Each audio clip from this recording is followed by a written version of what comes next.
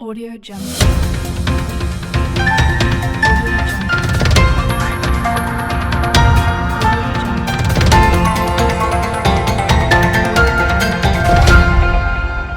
Audio Jungle.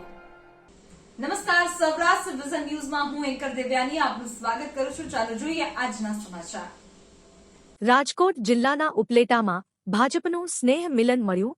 75 Dhoraji Upleta વિધાનસભાનું સ્નેહમિલન hotel ખાતે મળ્યું. ધોરાજી, ઉપલેટા અને ભાયાવદર શહેર તેમજ તાલુકા ભાજપનું વિશાળ સ્નેહમિલન મળ્યું. આગામી લોકસભાની ચૂંટણીમાં પોરબંદર લોકસભાની સીટના ઉમેદવારને 5.5 લાખ મતથી વિજય માટે બધા નેતાઓએ આહવાન કર્યું હતું. ધોરાજી અને ઉપલેટા તાલુકાના 90 થી 100 જેટલા કોંગ્રેસના કાર્યકર્તાઓ અને હોદ્દેદારોએ ભાજપનો કેસરીયો ખેસ ધારણ કર્યો. આ કાર્યક્રમમાં ઇફકોના ચેરમેન દિલીપભાઈ સંઘાણી, સાંસદ રમેશભાઈ ધડુક, ધારાસભ્ય મહેન્દ્રભાઈ પાડલિયા, ભરતભાઈ બોઘરા, તાલુકાઓના હોદ્દેદારો, આગેવાનો અને કાર્યકરો મોટી સંખ્યામાં ઉપસ્થિત રહ્યા હતા. રિપોર્ટ જગમાલ સુવા, રિપોર્ટર ઉપલેટા.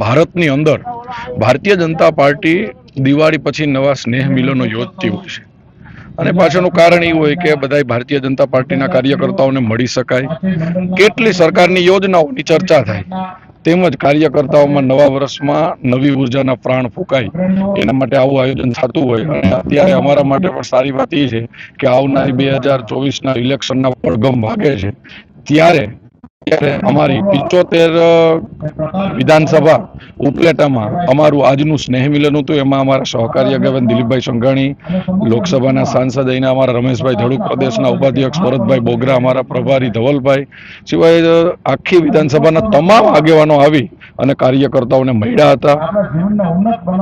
જીવનને સારું અને ભવ્ય જીવવા માટે ફક્ત રૂપિયાની જરૂર નથી. જો તમારી અંદર કલા અને કૌશલ્ય હશે તો તમે બધું જ મળી જશે.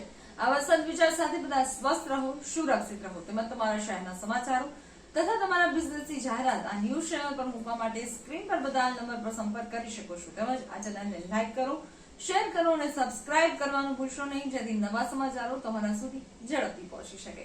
હવે સમય થયો છે વિદાયનો. નવા સમાચારો સાથે ફરી મળીશું. નમસ્કાર.